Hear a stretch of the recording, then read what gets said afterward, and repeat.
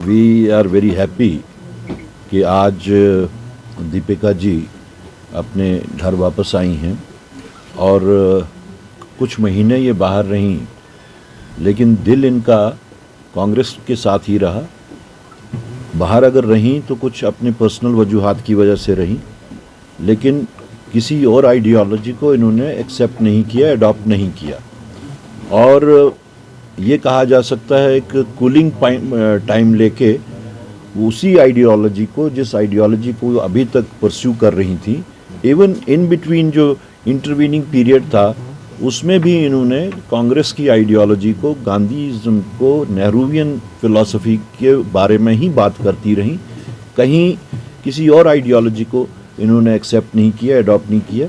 ये सबसे बड़ी खुशी की बात है और मेरे हिसाब से it is a value addition to the party और एक कम्युनिटी को ये रिप्रेजेंट करती हैं।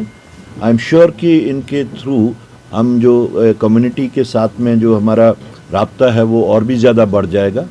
और ख़ास तौर से जो बीजेपी की तरफ से जो एक कम्युनिटी को एक वोट बैंक के तौर पे इस्तेमाल किया गया है, जैसा कि इन्होंने ख़ुद कहा कि वो इस्तेमाल करके उनका पीछे बाद में देखभाल तो वो करते नहीं हैं किसी का भी, वो यूज़ एंड थ्रो की पॉलिसी है। तो आई एम श्योर कि since it is a value addition to the party, इनके आने से हमारे जो रैंक एंड फाइल्स हैं वो स्ट्रेंथन होंगे। हमने अपने मैनिफेस्टो में भी वो रखा हुआ था, लेकिन इसमें जो दिक्कतें हैं वो गवर्नमेंट ऑफ इंडिया की तरफ से ही हैं। हमारी पिछली जो गवर्नमेंट यहाँ पे UPA 1 UPA 2 थी, आपने देखा कि उस वक़्त डॉक्टर मनमोहन सिंह जी की सदारत में, उनकी लीडरशिप में जब वो प्राइम मिनिस्टर थे, तो पंडित कम्युनिटी की रिहैबिलिटेशन और रिटर्न के वास्ते काफ़ी कुछ हुआ।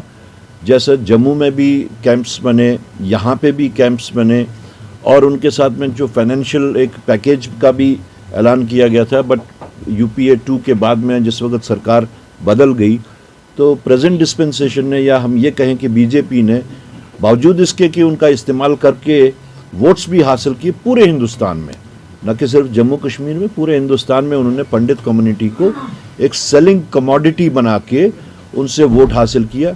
लेकिन उनकी मिजरीज़ के ऊपर उनका कभी ध्यान नहीं रहा है। किसी भी कम्युनिटी को वो यूटिलाइज करें, they don't seek votes from them कि उनका उन्होंने कुछ आगे भला करना है। They use them as a commodity.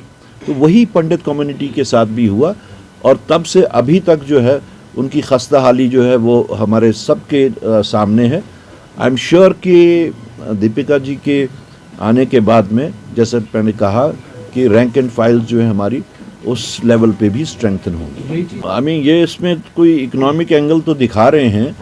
पहले तो सबसे पहले जिन्होंने ये बात कही है कि शायद 1.5% उसमें GDP का जो है वो इंक्रीज़ होगा, उनमें उतना तो आई डोंट फाइंड कि उनमें वो इकोनॉमिक एंगल उतना स्ट्रांग था कि जो वो इस चीज़ को कर रहे हैं।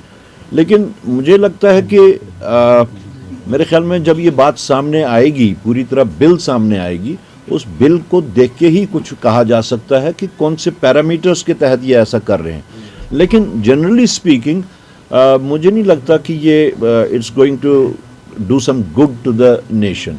सो let's wait for the bill, actual bill to come forward. उसी बात पे आ जाता हूँ, दैट इज स्टेटहुड। या अभी के ये जो बिजनेस रूल्स का जो एक कन्फ्यूजन है, जब तक बिजनेस रूल्स एक तो फॉर्म नहीं होंगे, वो सामने नहीं आएंगे, तब तक ये सारे कन्फ्यूजन्स रहेंगे। इसमें सुनने में जो आया है वो कन्फ्यूजन ये है कि उनकी जो सैलरी है MLAs की, या CDF है, कॉन्स्टिट्यूंसी डेवलपमेंट फंड है, वो तभी सामने आ सकते हैं जिस वक्त बिजनेस रूल्स होंगे। So as I have been saying that this business rules has become a misery, not the absence of business rules has become a misery for the people of Jammu and Kashmir. इतना लंबा time खींचना जो है वो मेरे ख्याल में न तो स्टेट के लोगों के वास्ते सही है और न ही नेशनल इंटरेस्ट में भी ये सही नहीं, because wrong presidencies are being led. Statehood को ही देख लीजिए, स्टेटहुड इतना प्रॉमिस्ड एक बात थी कि चाहे वो पार्लियामेंट हो, चाहे पार्लियामेंट से बाहर हो, चाहे जम्मू कश्मीर हो, मैंने पीछे एक दिन तो इवन प्राइम मिनिस्टर साहब का वो वीडियो, उसकी वॉइस जो थी वो भी प्ले की, जिसमें उन्होंने 19 सितंबर को यहाँ पे प्रॉमिस किया था कि बीजेपी इज़ प्रॉमिस बाउंड कि वो हमें इमीडिएटली देंगे। I don't know what is holding them back. पता नहीं किस गुनाह की सज़ा मिल रही है, लेकिन वो गुनाह भी वो बता नहीं पा रहे हैं कि कौन से गुनाह किए हैं जम्मू कश्मीर के लोगों ने। वैसे